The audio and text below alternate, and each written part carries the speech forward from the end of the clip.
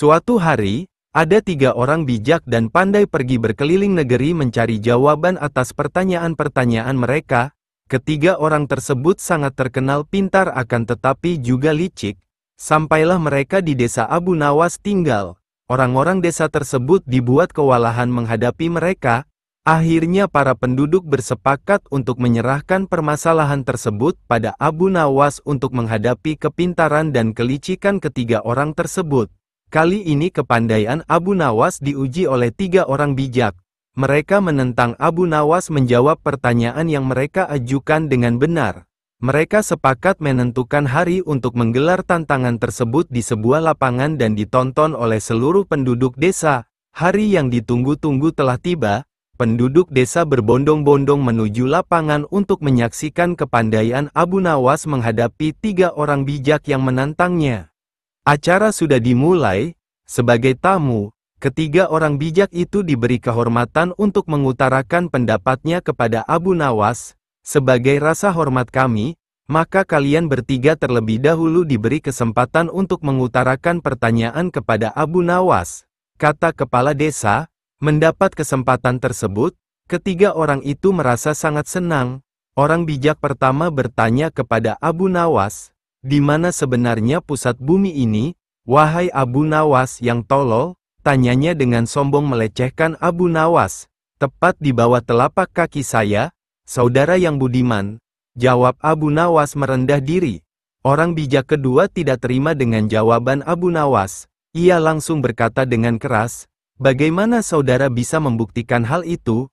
Jika kalian tidak percaya atas jawabanku, ukur saja sendiri," jawab Abu Nawas. Tampaknya jawaban tersebut membuat orang bijak pertama tertegun dan tidak bisa berkata apa-apa. Untuk itu, orang bijak kedua mengajukan pertanyaannya kepada Abu Nawas, "Berapa banyak jumlah bintang di langit, sama dengan jumlah rambut yang tumbuh di keledaiku ini, saudaraku?" Jawab Abu Nawas kembali dengan santai. Jawaban tersebut tidak memuaskannya. Ia kembali bertanya, "Bagaimana saudara bisa membuktikan hal itu?" Tanyanya. "Nah, kalau saudara tidak percaya, hitung saja rambut yang ada di tubuh keledai ini, nanti saudara akan tahu berapa jumlahnya," jawab Abu Nawas. "Itu hal bodoh. Akal-akalanmu saja. Bagaimana bisa orang menghitung bulu keledai?" sanggah orang bijak kedua itu. "Nah, kalau aku bodoh, berarti saudara juga bodoh. Bagaimana orang bisa menghitung bintang di langit?" kata Abu Nawas. Mendengar jawaban Abu Nawas, si bijak kedua merasa sangat kesal, tetapi ia tidak bisa memberi alasan lagi untuk menyanggah. Sekarang giliran orang bijak ketiga yang merupakan paling bijak di antara yang lain. Ia tidak terlalu menyombongkan diri, berkata pada Abu Nawas, "Tampaknya saudara tahu banyak mengenai keledai.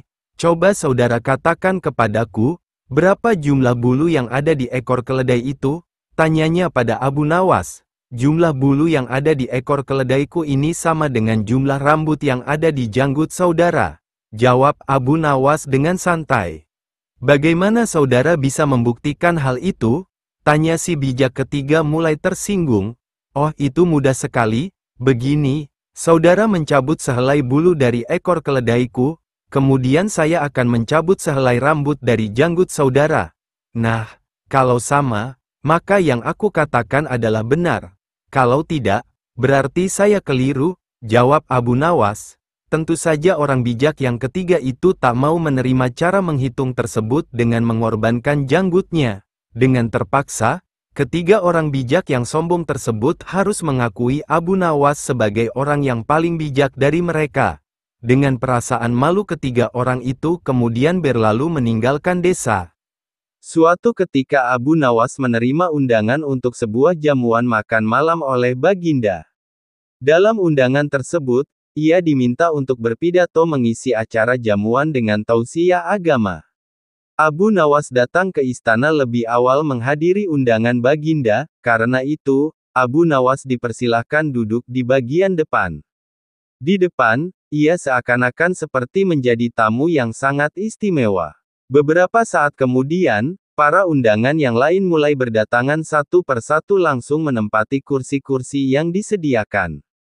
Kemudian, menyusul para pejabat kerajaan yang datang dan langsung menuju kursi yang paling depan. Akan tetapi, salah seorang pejabat yang hadir sedikit terlambat sangat terkejut melihat kursi paling depan sudah penuh dan salah satunya sudah diisi oleh Abu Nawas. Pejabat tersebut langsung protes keras pada panitia penyelenggara makan malam.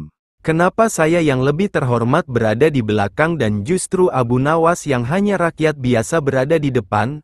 Protes pejabat tersebut, Tuan seharusnya menanyakan langsung kepada Abu Nawas sendiri, kata salah seorang panitia. Karena merasa posisinya disamakan dengan orang biasa, pejabat tersebut tidak terima. Ia berjalan ke depan menghampiri Abu Nawas kemudian berbisik padanya bahwa yang pantas duduk di kursi itu adalah dirinya yang merupakan pejabat kerajaan terhormat. Wahai Abu Nawas, kamu tidak pantas duduk di sini. Karena kursi depan seharusnya diisi oleh pejabat seperti saya, tegas pejabat itu dengan sombong. Mendengar teguran pejabat yang merendahkannya, Abu Nawas membela diri. Maka terjadilah perdebatan di antara mereka, hingga para tamu lain juga mendengarnya. Saudara pejabat yang terhormat, pada kenyataannya Anda itu tidak lebih dari seorang pesulap, kata Abu Nawas mulai angkat bicara.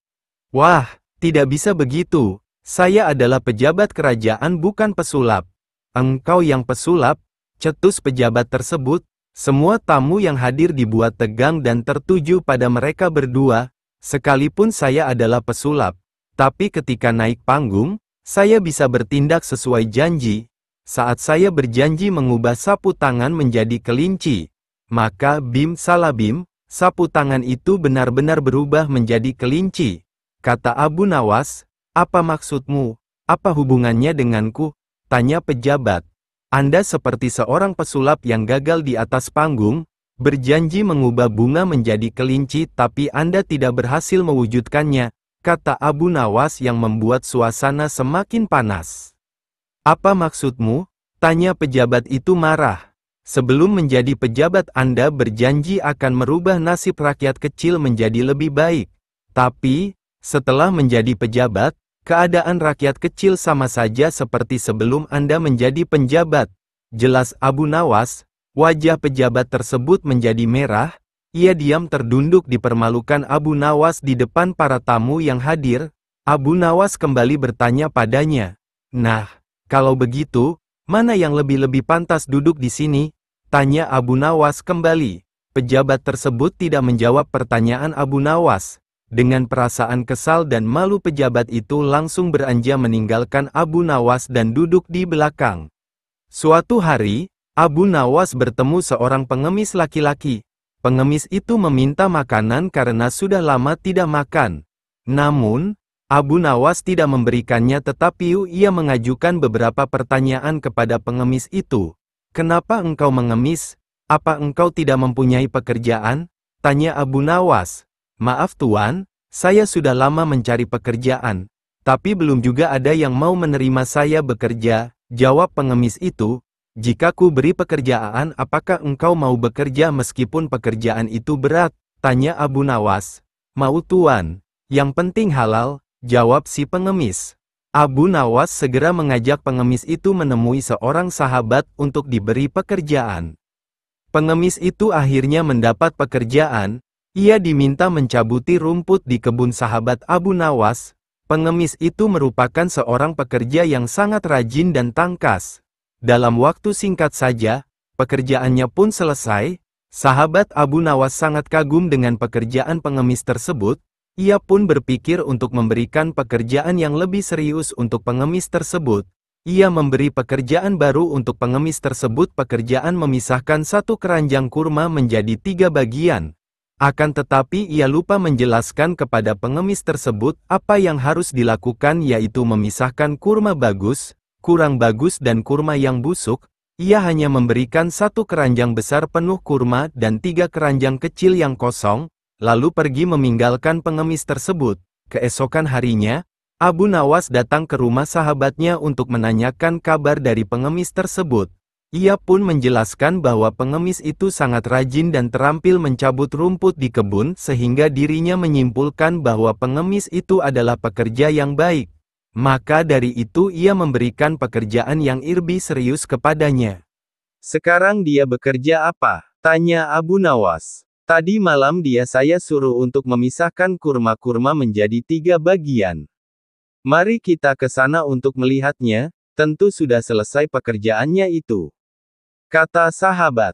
Tidak lama kemudian, keduanya pun sangat kaget ketika melihat pengemis itu tidur dengan pulas, sedang pekerjaan yang diperintahkan sama sekali tidak dikerjakan. Sahabat Abu Nawas merasa kesal dan segera membangunkan si pengemis tersebut. Kenapa engkau tidak menyelesaikan pekerjaanmu yang semalam? Tanya sahabat. Maaf Nuan, kalau hanya memindahkan kurma, sesungguhnya itu mudah. Yang sulit adalah membuat keputusan mana kurma yang baik, kurang baik dan busuk, karena saya tidak diberitahu sebelumnya. Jawab pengemis. Sungguh itu tidak terpikirkan olehku. Kata sahabat Abu Nawas. Abu Nawas pun tersenyum melihat kejadian itu. Ia pun menegur sahabatnya karena hanya bisa memberikan tugas saja, tapi tidak memberi penjelasan dengan baik. Suatu ketika, Abu Nawas berkeinginan ingin menunjukkan sesuatu kepada Baginda Raja Harun ar-Rasyid. Abu Nawas bertekad untuk menjadikan Baginda Raja sebagai budak dan menjualnya kepada seseorang. Hal ini dilakukan Abu Nawas tidak lain adalah agar Baginda Harun al-Rasyid dapat mengetahui jika di negerinya masih terdapat praktek jual beli manusia yang dijadikan budak. Abu Nawas segera berangkat menuju istana menemui Baginda Raja. Ketika tiba di istana, ia mulai mengutarakan maksud kedatangannya kepada Baginda Raja. Abu Nawas berkata, "Ampun Baginda, hamba ingin mengatakan sesuatu yang mungkin Baginda tertarik untuk mengetahuinya." "Katakanlah wahai Abu Nawas," kata Baginda penasaran. Abu Nawas kemudian menjawab, "Jika Baginda ingin mengetahuinya maka hendaklah Baginda ikut dengan hamba dan mengikuti apa yang hamba katakan kemudian Baginda harus menyamar menjadi rakyat biasa agar tidak diketahui." "Kenapa harus seperti itu?" tanya Baginda. "Itu jika Baginda benar-benar ingin melihatnya, jika Baginda tidak mau tidak apa-apa," kata Abu Nawas. Karena rasa penasaran yang begitu besar, Baginda kemudian mengikuti perkataan Abu Nawas dan segera bersiap-siap. Beliau menyamar sebagai rakyat biasa agar tidak ada orang yang mengenalinya. Abu Nawas dan Baginda segera berangkat menuju suatu tempat yang jauh. Setibanya di sebuah hutan, Abu Nawas mengajak Baginda untuk beristirahat di bawah sebatang pohon dan meminta Baginda agar menunggunya di sana. Sementara itu Abu Nawas pergi ke suatu tempat yang tidak begitu jauh menemui seorang badui yang bekerja sebagai tukang jual beli budak. Setelah Abu Nawas mengutarakan maksudnya, badui itu kemudian mengajak Abu Nawas untuk melihat calon budak yang akan dijual tersebut secara langsung. Akan tetapi Abu Nawas menolaknya dan menyarankan agar melihatnya dari jarak jauh saja. Abu Nawas beralasan jika ia tidak tega menjual budak itu di hadapannya secara langsung karena calon budak itu merupakan teman dekatnya. Badui itu kemudian menyetujui saran Abu Nawas dan segera membuatkan surat perjanjian jual beli yang menyatakan badui itu memiliki hak penuh atas budak yang dibelinya. Abu Nawas kemudian menandatangani perjanjian itu. Setelah mendapat bayaran dari badui, ia kemudian pergi meninggalkan Baginda Raja yang sedang beristirahat menunggunya di bawah pohon. Badui pedagang budak itu kemudian datang menemui Baginda Raja yang sedang duduk di bawah pohon. Baginda Raja mulai geram sendiri karena Abu Nawas juga belum kembali menemuinya. Tiba-tiba muncul di depannya seorang asing yang sama sekali tidak ia kenali. Baginda kemudian bertanya kepada orang asing tersebut, "Siapakah engkau?" tanya Baginda. "Aku adalah tuanmu sekarang," jawab pedagang budak yang tidak mengenali Baginda Raja. Baginda Raja kaget mendengar jawabannya. Kemudian kembali bertanya, "Apa yang engkau katakan dan apa tujuanmu mengatakan seperti itu?" tanya Baginda dengan marah. Badui pedagang budak tersebut kemudian menjawab dengan kasar, "Seseorang yang bernama Abu Nawas telah menjualmu kepadaku dan ia telah menandatangani surat kuasa penuhku atas engkau." Baginda pun kaget mendengarnya, kemudian berkata, "Apa, Abu Nawas telah menjualku kepadamu?" "Iya, kenapa?" Jawab pedagang budak geram. Apakah kamu tidak mengenal siapa aku? Tanya Baginda. Aku tidak perlu tahu, yang jelas aku sudah membelimu dan sekarang engkau telah menjadi budakku. Jawab Badui itu. Si Badui pedagang budak yang sudah sangat geram, kemudian menyeret Baginda Raja karena terlalu banyak bicara dan membawa ke tempatnya untuk dipersiapkan dan dijual kembali. Ketika sampai di rumah, Badui tersebut memberikan Baginda sebilah kapak dan memerintahkan Baginda untuk membelah kayu yang sudah menumpuk di belakang rumahnya. Dengan hati kesal Baginda Raja mulai mengerjakan perintah Badui tersebut dalam terik matahari. Namun Baginda Raja tidak mengetahui cara membelah kayu dan memegang kapak dengan benar seperti yang dilakukan orang biasa. Melihat keadaan itu, Badui tersebut kemudian memarahi Baginda Raja, "Dasar budak bodoh, bagaimana bisa pekerjaan semudah itu tidak bisa engkau lakukan? Menyesal aku membelimu," kata Badui itu marah. Badui itu kemudian memberikan contoh cara memegang kapak dan membelah kayu yang benar kepada Baginda Raja. Akan tetapi Baginda tetap tidak bisa melakukannya dengan benar. Badui tersebut kemudian kembali memaki-maki Baginda Raja. Karena sudah tidak tahan dengan makian si Badui, dengan nada marah Baginda Raja kemudian mengatakan kepada si Badui, "Hai Badui, aku sudah tidak sanggup melakukan ini," kata Baginda. Mendengar budaknya yang tidak patuh, Badui tersebut marah dan memukuli Baginda Raja hingga terjatuh. Baginda Raja menjerit kesakitan dan berteriak kepada si Badui, "Hai Badui, berhentilah memukuliku, aku ini adalah rajamu," kata Baginda sembari menunjukkan tandanya. Badui itu sangat terkejut. Ia tidak percaya kalau budak yang dibeli adalah Baginda Raja. Ia segera bersujud memohon ampunan Baginda.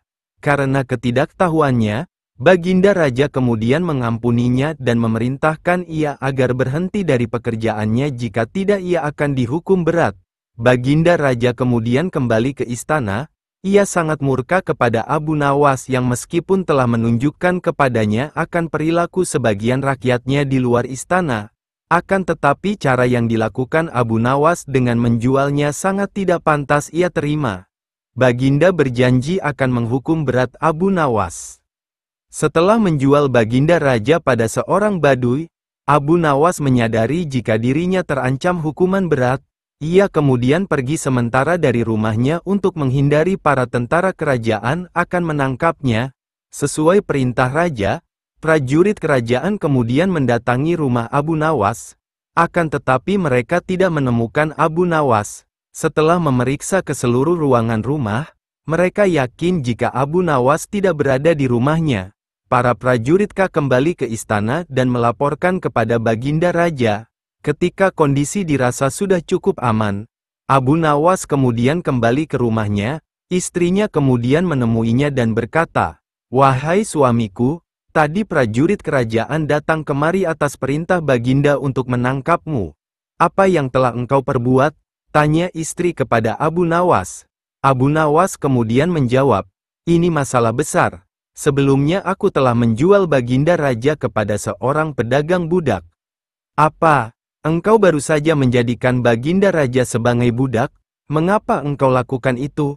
tanya istri Abu Nawas dengan nada terkejut. "Iya, biar Baginda tahu jika di negerinya ini masih ada praktek jual beli manusia yang dilakukan oleh rakyatnya, sekalian agar ia menyadari jika menjadi budak itu sangat sengsara," jawab Abu Nawas. "Meskipun tujuanmu baik, cara itu tentu saja tidak akan diterima Baginda Raja dan Baginda pasti akan menggantung dirimu kali ini," kata istrinya. Abu Nawas mulai resah. Hanya ada satu cara untuk melepaskan diri jeratan hukuman Baginda Raja Harun al-Rasyid pikirnya. Cara tersebut tidaklah semudah seperti yang biasa ia lakukan. Setelah lelah berpikir, Abu Nawas kemudian melaksanakan salat 2 rakaat. Selesai salat Abu Nawas segera melaksanakan rencananya yang sudah disusun bersama istrinya. Sebelumnya ia berpesan kepada istrinya jika Baginda Raja bertanya tentangnya kepada sang istri hendaklah ia menjawab seperti yang telah dipesankan kepadanya. Beberapa saat kemudian istri Abu Nawas berteriak histeris meronta-ronta, Tetangga yang mendengar beramai-ramai langsung mendatangi rumah Abu Nawas. Mereka kemudian bertanya kepada istri Abu Nawas. Apa yang terjadi? Suamiku meninggal, jawab istri Abu Nawas sambil kembali menangis histeris. Para tetangga sangat terkejut dan juga ada yang ikut menangis histeris karena begitu menyukai Abu Nawas. Kabar tentang kematian Abu Nawas dengan cepat menyebar hingga ke istana. Baginda yang mendengar kabar itu merasa tidak percaya seseorang seperti Abu Nawas telah meninggal dunia, padahal ia baru saja ingin menangkapnya. Baginda Raja bersama para pengawal istana dan tabib istana langsung menuju ke rumah Abu Nawas untuk memastikan kematiannya. Sesampai di rumah Abu Nawas, tabib istana langsung memeriksa keadaan Abu Nawas. Selesai memeriksa kemudian tabib memastikan kepada Baginda jika Abu Nawas benar-benar telah meninggal dunia. Baginda Raja kemudian menangis terseduh-seduh setelah mendengar penjelasan tabib dan melihat tubuh Abu Nawas yang terbujur kaku. Karena meskipun seorang yang jahil, Abu Nawas adalah seorang sahabat yang sering memberikan saran-saran baik kepadanya meski dengan caranya sendiri. Baginda kemudian bertanya kepada istri Abu Nawas. Adakah pesan terakhir Abu Nawas untukku? Ada Baginda, suami hamba berpesan agar Baginda Sudi kiranya dapat mengampuni segala dosa dan kesalahannya yang telah ia lakukan kepada Baginda dunia dan akhirat. Ia juga berpesan jika Baginda benar-benar tulus memaafkannya hendaklah Sudi kiranya rakyat yang menjadi saksi. Jawab istri Abu Nawas. Jika itu permintaan Abu Nawas, maka akan aku penuhi dengan baik. Kata Baginda menyanggupi. Setelah dimandikan dan dikafani, jasad Abu Nawas yang telah dikerendakan kemudian dibawa ke sebuah lapangan yang besar yang dihadiri oleh rakyat yang banyak. Ketika sampai di sana, Baginda Raja kemudian berpidato di hadapan rakyatnya. Wahai rakyatku, hari ini aku mengumumkan kepada kalian semua. Bahwasanya aku telah mengampuni dunia akhirat semua dosa yang telah diperbuat Abu Nawas kepadaku. Dari janjiku ini kalian semualah yang menjadi akan saksinya. Kata Baginda di hadapan rakyatnya. Setelah Baginda selesai berpidato, tiba-tiba dari dalam kerenda terdengar suara orang berteriak mengucapkan kata, Alhamdulillah. Sontak, orang-orang yang berada di sana berlari kocar-kacir ketakutan. Apalagi setelah berucap, Abu Nawas yang dinyatakan telah mati kemudian bangkit kembali dari dalam kerenda. Abu Nawas kemudian langsung berjalan melompat-lompat mendekati Baginda Raja dengan tubuhnya yang masih terbalut kain kafan. Baginda Raja merasa ketakutan dan berkata dengan nada yang bergetar kepada Abu Nawas, "Bukankah engkau sudah mati, dan apakah engkau hidup lagi?" Tanya Baginda dengan nada ketakutan. "Hamba masih hidup Baginda dan tidak jadi mati tuanku. Terima kasih karena Baginda telah memaafkan semua kesalahan hamba pada Baginda." Kata Abu Nawas tersenyum, "Jadi kau tidak mati?" Tanya Baginda kembali. Abu Nawas menggelengkan kepalanya. "Kurang hajar, kau berani mempermainkanku. Ilmu apa yang engkau pakai?" Tanya Baginda dengan kesal tapi penasaran. "Ini adalah ilmu yang hamba dapatkan dari seorang maha guru hamba." Jawab Abu Nawas. "Ajarkan ilmu itu kepadaku," pinta Baginda. "Tidak mungkin Baginda, hanya seorang maha guru yang bisa mengajari kepada orang lain, sedang hamba tidak diajarkan cara untuk mengajarkan kepada orang lain." Kata Abu Nawas. "Baiklah jika engkau tidak mau mengajari, aku akan mencari maha guru itu dan belajar kepadanya." Kata Baginda. "Sungguh disayangkan sekali wahai Baginda, maha guru itu sudah benar-benar meninggal dunia, tidak sepertiku yang bisa hidup lagi." Kata Abu Nawas. "Dasar kau Abu Nawas," gerutu Baginda kesal. Setelah itu Baginda dan semua orang yang hadir membubarkan diri. Abu Nawas kembali ke rumahnya dan hidup tenang terhindar dari hukuman berat Baginda. Pada zaman dahulu orang berpikir dengan cara yang amat sederhana. Dan karena kesederhanaan berpikir ini seorang pencuri yang telah berhasil menggondol 100 keping lebih uang emas milik seorang saudagar kaya tidak sudi menyerah. Hakim telah berusaha keras dengan berbagai cara tetapi tidak berhasil menemukan pencurinya. Karena merasa putus asa, pemilik harta itu mengumumkan kepada siapa saja yang telah mencuri harta miliknya merelakan separuh dari jumlah uang emas itu menjadi milik sang pencuri bila sang pencuri bersedia mengembalikannya. Tetapi pencuri itu malah tidak berani menampakkan bayangannya. Kini kasus itu semakin rumit tanpa penyelesaian yang jelas. Maksud baik saudagar kaya itu tidak mendapat tanggapan-tanggapan yang sepantasnya dari sang pencuri. Maka tidak bisa disalahkan jika saudagar itu mengadakan sayembara yang berisi barang siapa yang berhasil menemukan pencuri uang emasnya, ia berhak sepenuhnya memiliki harta yang dicuri. Tidak sedikit orang yang mencoba tetapi semuanya kandas. Sehingga pencuri itu bertambah merasa aman tenteram karena ia yakin jati dirinya tak akan terjangkau. Yang lebih menjengkelkan adalah ia berpura-pura mengikuti sayembara. Tidak berlebihan bila dikatakan bahwa menghadapi orang seperti ini bagaikan menghadapi jin. Mereka tahu kita, sedang kita tidak. Seorang penduduk berkata kepada hakim tersebut, "Mengapa Tuan Hakim tidak minta bantuan Abu Nawas saja? Bukankah Abu Nawas sedang tidak ada di tempat?" Kata hakim itu balik bertanya, "Kemana dia?" Tanya orang itu. "Ke Damaskus," jawab hakim.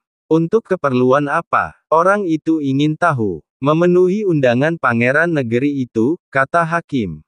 "Kapan ia kembali?" Tanya orang itu lagi. "Mungkin 2 hari lagi," jawab hakim. Kini harapan tertumpu sepenuhnya di atas pundak Abu Nawas. Pencuri yang selama ini merasa aman sekarang menjadi resah dan tertekan. Ia merencanakan meninggalkan kampung halaman dengan membawa serta uang emas hasil curiannya. Tetapi ia membatalkan niat karena dengan menyingkir keluar daerah sama halnya dengan membuka topengnya sendiri. Ia lalu bertekad tetap tinggal apapun yang akan terjadi. Abu Nawas telah kembali ke Baghdad karena tugasnya telah selesai. Abu Nawas menerima tawaran mengikuti sayembara menemukan pencuri uang emas. Hati pencuri uang emas itu tambah berdebar tak karuan mendengar Abu Nawas menyiapkan siasat. Keesokan harinya semua penduduk dusun diharuskan berkumpul di depan gedung pengadilan. Abu Nawas hadir dengan membawa tongkat dalam jumlah besar.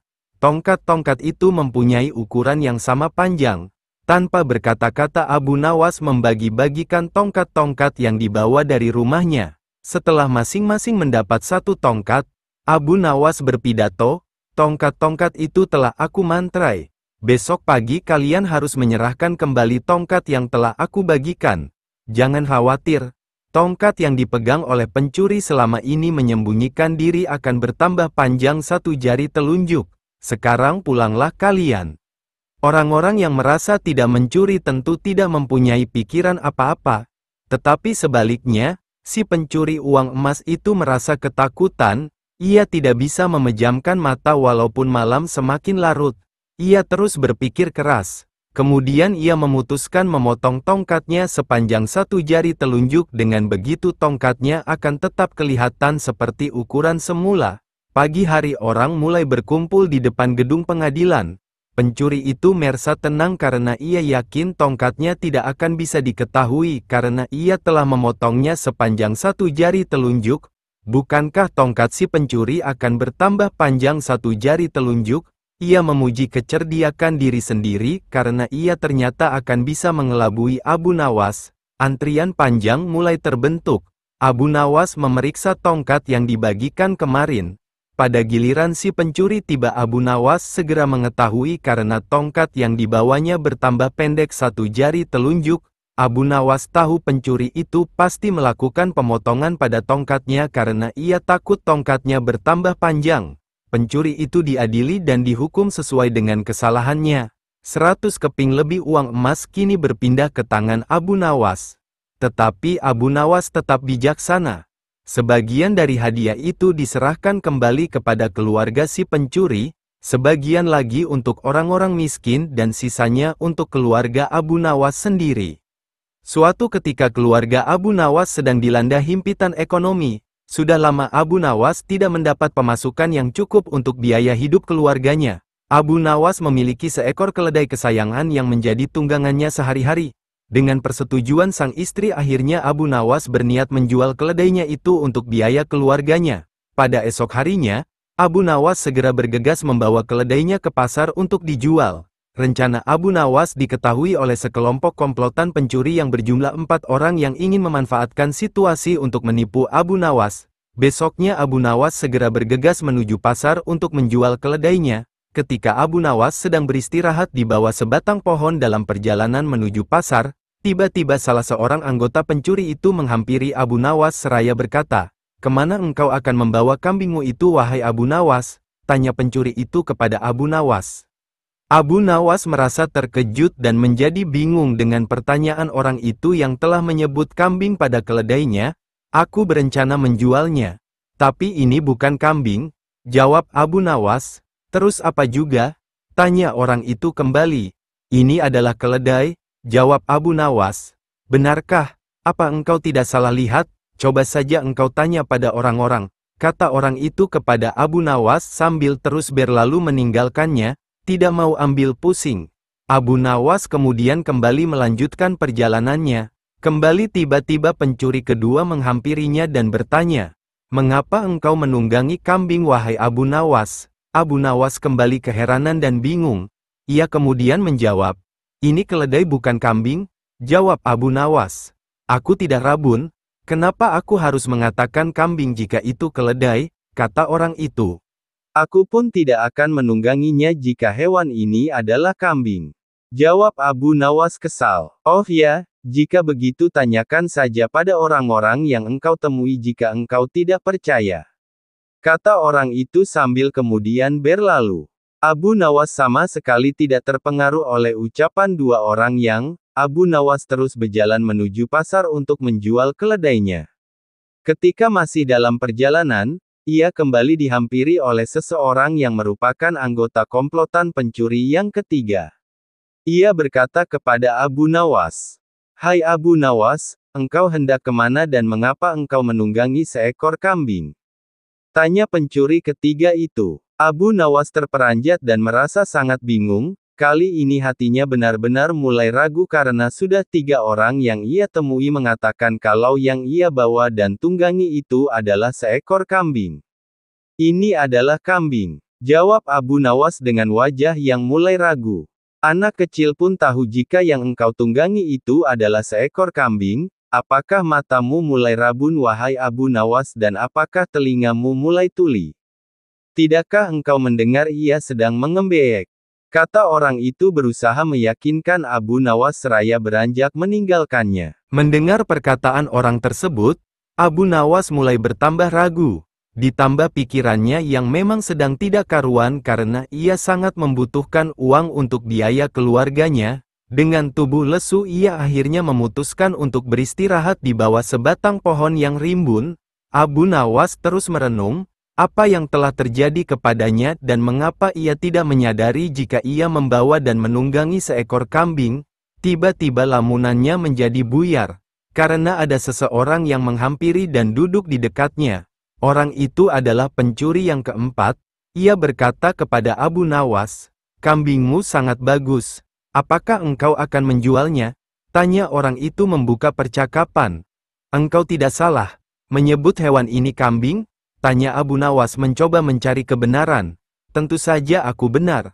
Ini adalah seekor kambing dan aku tertarik untuk membelinya jika engkau mau menjual," jawab orang tersebut. Kemudian ia menambahkan, "Memang kenapa? Apakah engkau merasa jikalau hewan ini bukan kambing?" Kali ini Abu Nawas benar-benar tidak mau ambil pusing lagi dengan hewan yang ia bawa itu. Abu Nawas kemudian berkata kepada orang tersebut, "Awalnya aku berangkat dari rumahku dengan membawa hewan ini yang kuanggap sebagai keledai menuju pasar dengan niat untuk menjualnya.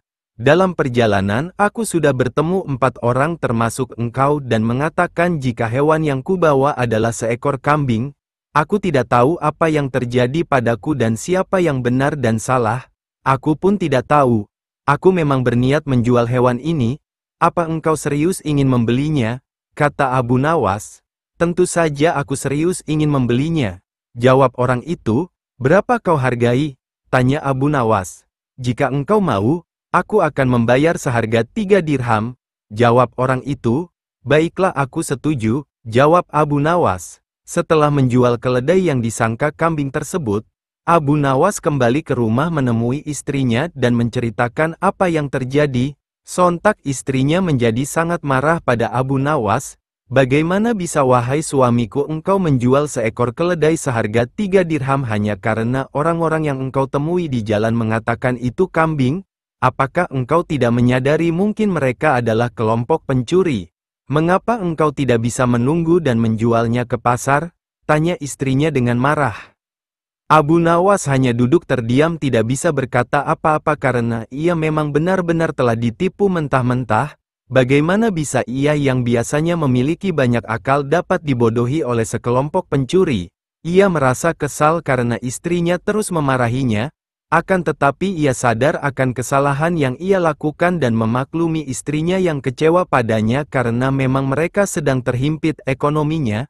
Keesokan harinya ketika suasana rumah tangganya sudah tenang, Abu Nawas mulai memikirkan berbagai cara untuk mengembalikan kerugiannya. Abu Nawas menemukan sebuah cara mujarab untuk membalas tipuan komplotan pencuri yang telah berhasil membodohinya.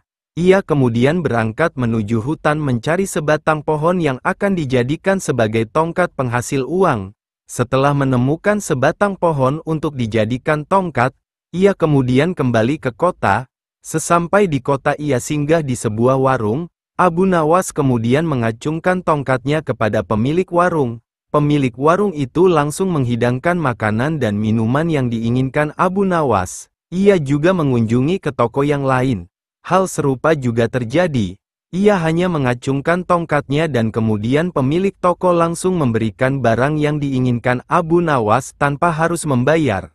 Orang-orang yang menyaksikan merasa sangat heran dengan keajaiban tongkat Abu Nawas. Ia bisa mendapatkan apa yang diinginkan tanpa harus membeli dan hanya dengan mengacungkan tongkat saja. Berita ini terus tersiar dari mulut ke mulut hingga sampai ke telinga komplotan para pencuri yang telah menipunya.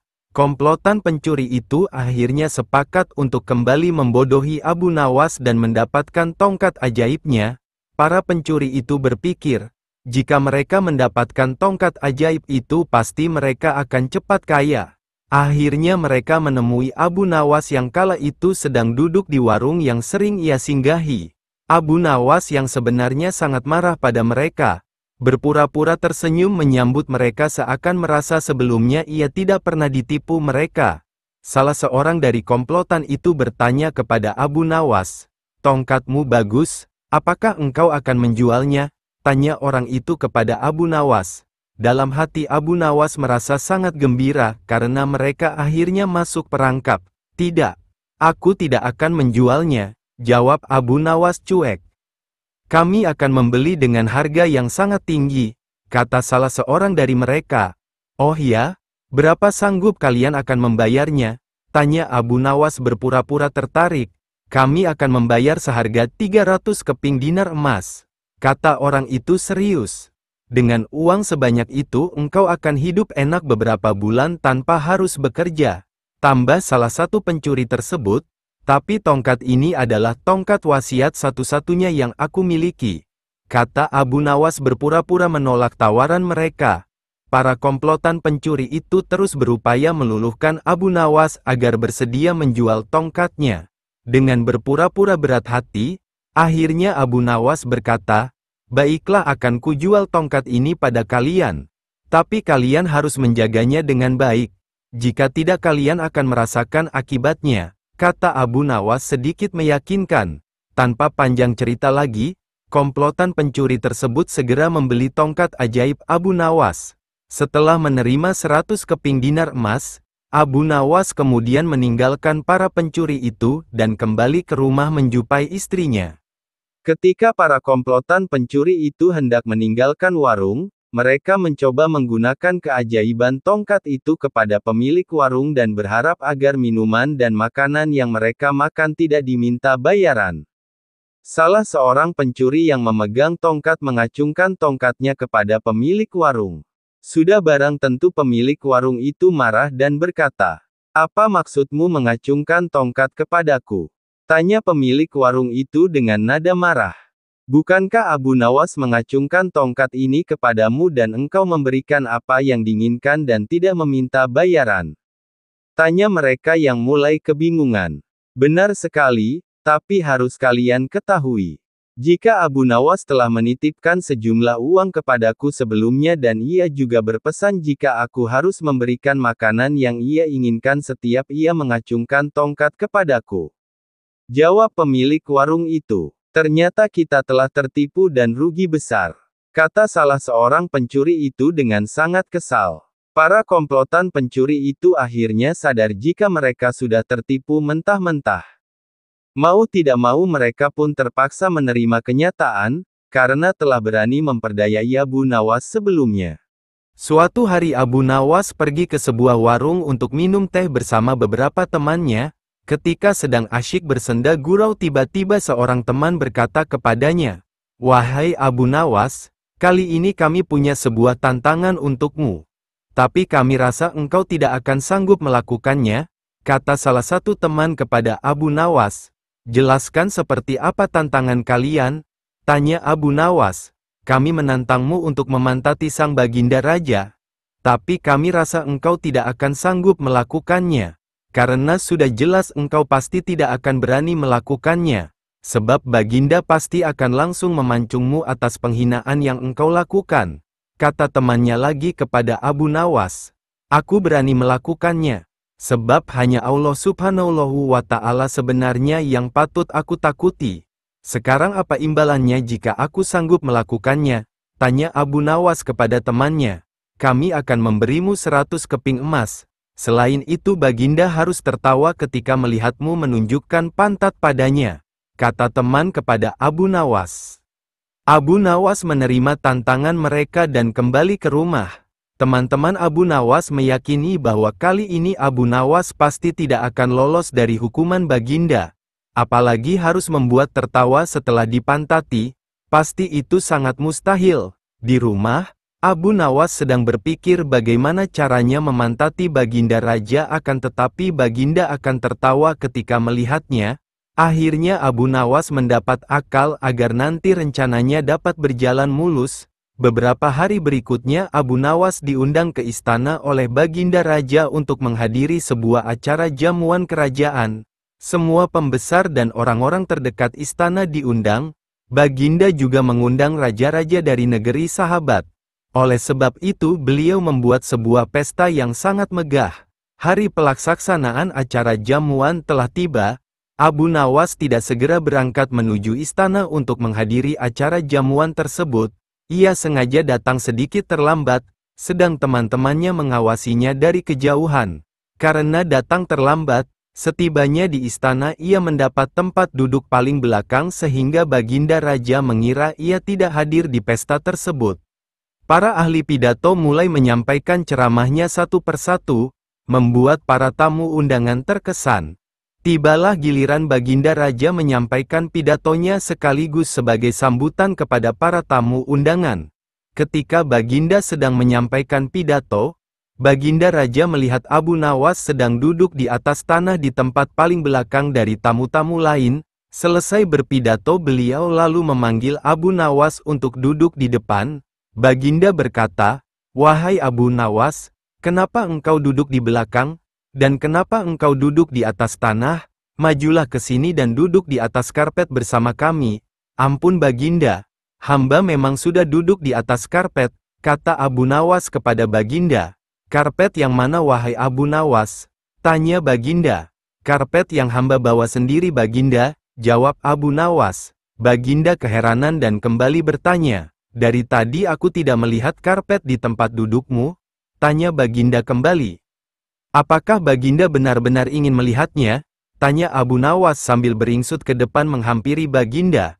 "Ya cepat tunjukkan kepadaku," jawab baginda makin penasaran dan merasa aneh melihat perilaku Abu Nawas. "Baiklah baginda yang mulia," jawab Abu Nawas. Abu Nawas yang telah berada di hadapan baginda langsung berdiri kemudian menungging membelakangi baginda raja menunjukkan potongan karpet yang sudah ditempelkan pada pantatnya kepada baginda.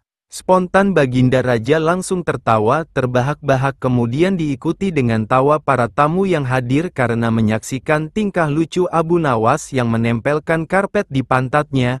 Teman-teman Abu Nawas yang menyaksikan dari kejauhan salut melihat Abu Nawas yang tidak kehabisan akal bulusnya bisa meloloskan diri dalam semua kondisi. Mereka pun harus rela memberikan 100 keping untuk Abu Nawas karena telah berhasil melewati tantangan mereka. Secara diam-diam suatu hari Raja Harun ar-Rasyid pergi berekreasi ke suatu tempat. Ia ditemani seorang menteri bernama Jafar, seorang teman minum bernama Yakub dan Abu Nawas. Ketika sedang berjalan, dari kejauhan mereka melihat seorang kakek menunggang seekor keledai. Tanyai orang tua itu, perintah sang raja kepada Jafar. Begitu dekat Jafar menghampirinya, "Maaf kek, Anda dari mana?" tanya Jafar. "Dari Basrah," jawab si kakek. "Mau kemana?" tanya Jafar. "Mau ke Baghdad," jawab kakek. "Ada keperluan apa?" tanya Jafar. "Mencari obat untuk mataku ini," jawab si kakek kembali sambil memperlihatkan matanya yang sakit kepada Jafar dan Yakub. Tiba-tiba Baginda berbisik kepada Abu Nawas. "Kamu ajak ia bergurau," bisik sang raja. "Jangan Baginda. Kasihan ia orang tua. Saya takut ia akan marah," jawab Abu Nawas. "Sudahlah, itu nanti urusanku. Pokoknya ajak ia bergurau," desak sang raja. "Baiklah, kalau begitu," kata Abu Nawas. Abu Nawas beranjak segera menghampiri si kakek kemudian memulai percakapan. "Kek, misalkan aku berikan Anda resep untuk obat mata Anda itu, imbalan apa yang akan Anda berikan kepadaku?" tanya Abu Nawas. "Pokoknya aku akan memberikan imbalan yang sesuai untukmu," jawab si kakek. "Dengarkan baik-baik resep yang aku berikan ini," kata Abu Nawas. "Baik, lekas sebutkan," jawab kakek tidak sabar. "Begini," kakek ambil 3 tiupan angin, 3 sengatan terik matahari, 3 pantulan cahaya rembulan, dan ditambah 3 sorot lampu biasa. Setelah semua terkumpul, maka tumbuklah pada sebuah lumpang yang tak berluabang. Selanjutnya Anda taruh ramuan yang telah lembut itu ke dalam sebuah mangkok besar yang sudah pecah berkeping-keping, lalu Anda simpan di udara selama 3 bulan. Setelah masa 3 bulan, maka oleskan ramuan itu ke mata Anda yang sakit sebanyak 3 kali sebelum tidur. Insya Allah Anda akan sembuh, jelas Abu Nawas. Si kakek pun naik pitam. Ia tiba-tiba turun dari keledainya menghampiri Abu Nawas seraya berkata, "Ambil keledai ini sebagai imbalan awal," kata si kakek sambil memalingkan wajahnya. Ia kemudian menambahkan, "Dan jangan lupa, jika setelah menggunakan resepmu itu mataku jadi sembuh, aku akan memberimu lagi imbalan berupa seorang budak wanita yang setia melayanimu. Jika kelak ternyata kamu telah mati terlebih dahulu meninggalkan aku, budak wanita itu pasti sudah menjemputmu di neraka sana.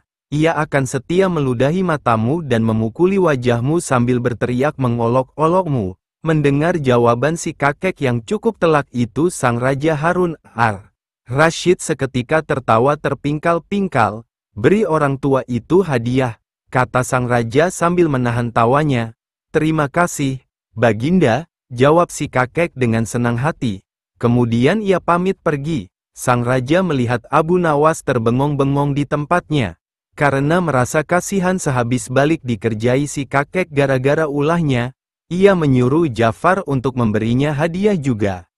Sudah beberapa kali Abu Nawas membuat Baginda Raja hampir celaka. Akan tetapi ia selalu dapat meloloskan diri dari jeratan hukuman yang mengancamnya.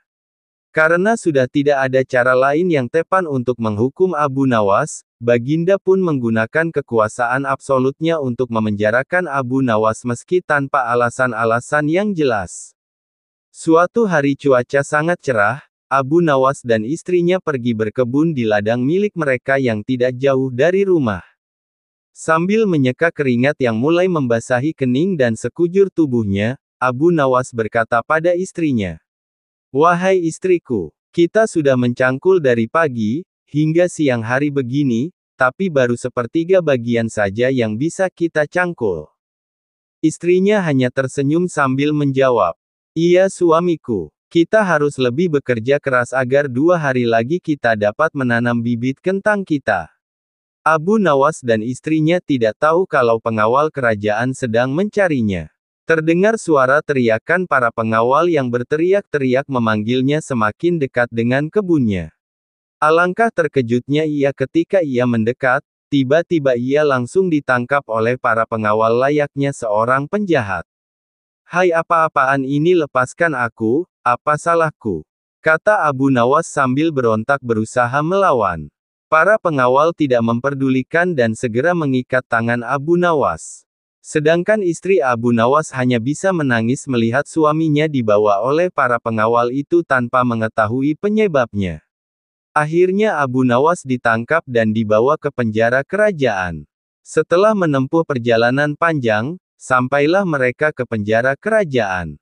Segera Abu Nawas dijebloskan dalam penjara yang sempit dan gelap. Abu Nawas hanya bisa merenungi nasibnya sambil berpikir bagaimana caranya supaya ia dapat keluar dari penjara itu. Ia teringat istrinya di rumah, kasihan istrinya, tentu ia merasa sedih dan bingung atas kejadian yang menimpanya kini. Abu Nawas juga teringat ladangnya yang belum selesai ia tanami kentang, dan membayangkan betapa repotnya sang istri mengurus ladang seorang diri. Setelah beberapa hari di penjara, Abu Nawas menemukan ide. Segera ia menulis surat untuk istrinya di rumah, dan isi surat itu berbunyi, "Istriku tercinta, jangan bersedih dengan keadaanku sekarang ini, aku baik-baik saja. Kamu jangan khawatir bagaimana kamu menghidupi dirimu sendirian. Istriku tercinta, ketahuilah kalau kita masih punya simpanan harta karun yang berupa emas, permata dan berlian, semua itu aku kubur di ladang milik kita. Cobalah kau gali, pasti kau akan menemukannya. Gunakanlah untuk mencukupi kebutuhan keluarga kita selama aku masih di sini." Setelah selesai menuliskan surat tersebut, Abu Nawas meminta penjaga untuk mengantarkan surat itu kepada istrinya. Penjaga yang dititipi surat itu penasaran dan membuka surat Abu Nawas untuk istrinya tersebut. Setelah mengetahui isi surat tersebut, sang penjaga melaporkan kepada Baginda. Begitu membaca surat Abu Nawas untuk istrinya tersebut, tanpa menunggu lama ia memerintahkan beberapa pengawalnya untuk pergi ke ladang Abu Nawas. Para pengawal tersebut diperintahkan untuk menggali ladang milik Abu Nawas dan mengambil harta karun yang dimaksud Abu Nawas. Tidak berapa lama kemudian sampailah para pengawal itu di ladang Abu Nawas. Tanpa permisi mereka langsung menggali ladang tersebut. Istri Abu Nawas merasa sangat heran melihat banyak pengawal kerajaan yang menggali ladang kentangnya. Sudah seluruh tanah di ladang milik Abu Nawas digali tapi tidak ada harta karun yang dijumpai. Akhirnya para pengawal itu memutuskan untuk menghentikan penggalian dan kembali ke kerajaan untuk melaporkannya pada Baginda. Istri Abu Nawas merasa heran. Benarkah para pengawal itu sudah sangat baik membantunya mencangkul ladang selama suaminya di penjara? Abu Nawas yang mendengar kejadian itu, tertawa terpingkal-pingkal. Ia kemudian kembali menulis surat untuk istrinya dan sesuai dugaan Abu Nawas, kembali surat itu diserahkan kepada Baginda terlebih dahulu. Adapun isi dari surat kedua Abu Nawas, "Istriku tercinta, Baginda Raja sudah sangat baik mengirimkan para pengawalnya untuk membantu kita mengolah tanah di ladang. Sekarang ladang kita sudah dicangkul semua. Sekarang kamu tentu lebih mudah menanam kentang, tidak usah repot lagi mencangkul ladang sebegitu luas. Sabarlah istriku, aku akan cepat pulang karena Baginda adalah orang yang bijaksana. Beliau tahu kalau aku tidak beralah, pasti sebentar lagi aku akan dibebaskan." Setelah membaca isi surat Abu Nawas, Baginda merasa malu kepada dirinya sendiri. Sebagai seorang sultan yang berkuasa tidak sepantasnya lah beliau penjarakan Abu Nawas dengan alasan yang tidak jelas. Meski beliau sangat ingin, beliau sadar akan kekeliruannya itu, kemudian memerintahkan pengawalnya untuk membebaskan Abu Nawas dari penjara. Pada suatu hari Abu Nawas diundang Baginda Raja dalam sebuah jamuan makan di istana bersama permaisuri kerajaan. Namun tidak asik rasanya kalau hanya mengundang Abu Nawas makan saja. Baginda berencana menguji kecerdasan Abu Nawas untuk menghiburnya. Untuk itu Baginda sudah mempersiapkan 5 butir telur rebus di atas meja makannya. Ketika hendak memulai makan bersama Abu Nawas, tiba-tiba Baginda berkata, "Wahai Abu Nawas, di depanmu ada 5 butir telur. Aku ingin agar kamu yang membagi 5 telur itu secara adil dan tanpa harus memecahkan untuk kita bertiga, kata Baginda Raja. Tanpa ragu-ragu, dengan seketika, Abu Nawas langsung mengambil 5 butir telur tersebut dan berkata, "Yang mulia, ini sebutir untuk Baginda sebab Baginda sudah mempunyai 2 butir, saya juga sebutir, sedangkan yang 3 butir ini untuk permaisuri Baginda. Sebab dia tidak punya sebutir pun di bawahnya," kata Abu Nawas. Sejenak Baginda terdiam, begitu menyadari maksud dari perkataan Abu Nawas, spontan Baginda Raja tertawa terpingkal-pingkal. Jawaban Abu Nawas tersebut sangat mengena di hati beliau tapi membuat kesal sang permaisuri. Setelah lelah tertawa, akhirnya mereka melanjutkan makan bersama. Pada suatu waktu, salah seorang pemuda biasa di kampung Abu Nawas menjadi kaya mendadak karena mendapat warisan. Sejak itu pula kehidupannya berubah total. Banyak orang-orang di sana yang ingin menjadi temannya. Pemuda itu mulai membangun sebuah rumah yang megah di mana dalam rumahnya diisi dengan banyak barang-barang berharga. Ia pun mempekerjakan beberapa pembantu di rumahnya tersebut. Berita akan kekayaan si pemuda ini cepat tersebar hingga ke pelosok desa. Banyak masyarakat kagum akan megahnya rumah yang dia bangun tersebut. Bukannya mengelola dengan baik harta yang telah didapatkannya itu, akan tetapi sejak pemuda itu tinggal di rumah megah tersebut, ia jadi sering membuat pesta di rumahnya. Teman-temannya pun terus merayunya agar mengadakan pesta yang lebih meriah pada hari-hari selanjutnya. Pemuda itu tidak menyadari jika harta-hartanya hari ke hari semakin menipis sedikit karena telah digunakan untuk berpesta pora. Lama-kelamaan hartanya pun habis, ia bahkan tidak sanggup membayar seorang pembantunya. Akibatnya, teman-temannya mulai menjauhkannya, ia pun mulai menyadari kesalahannya. Kini ia hidup sebatang kara. Suatu hari ia berencana menemui Abu Nawas untuk meminta nasihat. Ia segera berjalan kaki menuju rumah Abu Nawas. Sesampainya di sana ia langsung disambut Abu Nawas. Ia pun langsung mengutarakan maksud kedatangannya. "Wahai Tuan Abu, uangku sudah habis dan kawan-kawanku telah menjauh meninggalkanku. Apa yang seharusnya aku perbuat?" tanya pemuda itu mengeluh. "Jangan khawatir, segalanya akan kembali seperti semula. Tunggu saja beberapa hari ini, kau akan kembali tenang dan bahagia," kata Abu Nawas. "Maksud tuan saya akan segera kembali kaya?" tanya pemuda itu girang. "Bukan begitu maksudku, kau salah tafsir. Maksudku dalam waktu yang tidak terlalu lama kau akan terbiasa menjadi orang yang miskin dan tidak mempunyai teman," jelas Abu Nawas. Pemuda itu hanya bisa menunduk sedih mendengar jawaban Abu Nawas. Kemudian Abu Nawas melanjutkan penjelasannya jika itu adalah akibat dari perbuatannya sendiri. Kemudian Abu Nawas memberi pemuda tersebut nasihat-nasihat agar jika ia mendapatkan rezeki maka gunakanlah di jalan yang benar, kelolalah dengan baik dan benar pula. Pada suatu hari dalam sebuah perjalanan jauh menuju suatu tempat, Abu Nawas merasa kelaparan akan tetapi ia kehabisan persediaan bekal makanan. Selain itu persediaan uang di kantongnya juga sudah menipis, tersisa hanya beberapa keping saja. Padahal perjalanan yang harus ditempuh masih lumayan jauh, jadi sisa uang tersebut tidak akan cukup membantunya meneruskan perjalanan jika ia menggunakan uang tersebut untuk membeli makanan menghilangkan rasa laparnya yang mulai menyerang pada saat itu. Meski lapar, Abu Nawas tetap melanjutkan perjalanannya walaupun langkahnya sudah mulai gemetar. Karena merasa sudah cukup lapar dan lelah, Abu Nawas akhirnya memilih untuk beristirahat sejenak di sebuah tempat di keramaian. Secara tidak sengaja, Abu Nawas melihat sebuah warung makan di depannya. Karena tidak kuasa menahan rasa lapar, Abu Nawas pun akhirnya memasuki warung tersebut meski tidak berniat membeli makanan. Setelah memasuki warung, Abu Nawas langsung menuju ruangan dapur dan melihat asap yang sedang mengepul dan mengeluarkan aroma yang pastinya menggoda lidah untuk mencicipinya. Abu Nawas terus menghirup aroma-aroma dari masakan yang ada di dapur warung itu. Ia membayangkan seakan-akan ia sedang menyantap makanan yang sangat lezat itu. Setelah ia merasa puas, dan rasa laparnya untuk sementara sudah mereda, Abu Nawas segera beranjak meninggalkan warung untuk melanjutkan perjalanannya. Begitu keluar dari warung tersebut, Tiba-tiba sang pemilik warung mengejar dan meneriakinya. "Hai tuan, tunggu dulu, mau kemana kau? Bayar dulu!" teriak pemilik warung. Abu Nawas langsung menghentikan langkahnya. Ia heran mengapa pemilik warung itu menghentikannya meminta bayaran, padahal ia sama sekali tidak makan atau minum di warung tersebut. Akan tetapi Abu Nawas tidak mau ambil pusing, ia tetap tenang menghadapi pemilik warung itu. "Mau pergi seenaknya saja, bayar dulu baru boleh pergi," kata pemilik warung itu pada Abu Nawas. Mendengar perkataan pemilik warung itu, Abu Nawas langsung menganggukkan kepala tanda setuju akan membayar.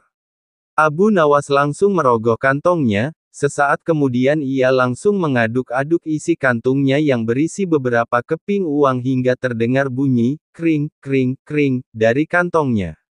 "Ayo cepat bayar, itu kan bunyi uangmu," kata pemilik warung itu. Kemudian Abu Nawas menjawab, "Itu tadi bayarannya, aku bayar pakai bunyi saja karena di warungmu aku hanya dapat baunya saja," jawab Abu Nawas. Si pemilik warung jadi terdiam malu, tidak dapat berkata apa-apa mendengar jawaban Abu Nawas. Bukannya bersedekah pada orang yang membutuhkan, malah meminta bayaran padahal orang tidak makan apa-apa. Abu Nawas pun langsung pergi meninggalkan pemilik warung itu, dan melanjutkan perjalanannya.